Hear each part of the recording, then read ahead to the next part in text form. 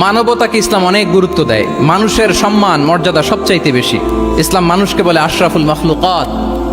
আল্লাহ তাআলা বলছেন ওয়ালাকাদ কাররামনা বানি আদম, I have dignified the status of the son of Adam. আদমের সব সন্তানদেরকে আমি মর্যাদা দিয়েছি। তিনি বলেননি যে আমি মুমিনদেরকে শুধু মর্যাদা দিয়েছি, শুধু মুসলিমদের মর্যাদা দিয়েছি, কেবলমাত্র মুসল্লিদেরকে মর্যাদা দিয়েছি, এমন তিনি বলেননি। ওয়ালাকাদ কাররামনা বানি আদম, গোটা বনি আদমকে, মুসলিম অমুসলিম নির্বিশেষে সব বনি আদমকে আমি সম্মানিত করেছি। আল্লাহু আকবার। এভাবে ইসলাম মানবতার কথা বলে এবং মানুষের জন্য যে কাজ করে ইসলাম তাকে শ্রেষ্ঠ মানুষ বলেছে।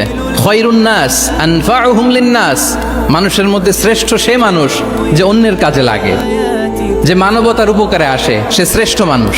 এভাবে ইসলাম মানবতার জয় গান গেয়েছে। আল্লাহ রাসূল সাল্লাল্লাহু আলাইহি ওয়া আলিহি ওয়াসাল্লামের সামনে দিয়ে একবার একটা লাশ যাচ্ছিল। তিনি সাহাবাদেরকে নিয়ে বসেছিলেন। হঠাৎ ওই লাশ দেখে রাসূল সাল্লাল্লাহু আলাইহি ওয়াসাল্লাম দাঁড়িয়ে গেলেন। সাহাবারা বললেন, ইয়া রাসূলুল্লাহ ইন্নাহু ইয়াহুদি, এটা ইহুদির লাশ। কার লাশ? জুইশ ইহুদির লাশ। আপনি দাঁড়ালেন যে? রাসূল সাল্লাল্লাহু আলাইহি ওয়াসাল্লাম বললেন, আওয়ালাইসাত নাফসান, সে হোক ইহুদি, সে কি মানুষ নয়? এটা কি একটা প্রাণ নয়? এটা কি একটা আত্মা নয়? আমি তো ইহুদি, খ্রিস্টান, আস্তিক, নাস্তিক সেটা দেখিনি, আমি মানুষ, এ কারণে সম্মান দিয়ে দাঁড়িয়ে গিয়েছি। আল্লাহু আকবার। তাহলে ইসলাম হচ্ছে দ্য রিলিজিয়ন অফ হিউম্যানিটি, মানবতার ধর্ম।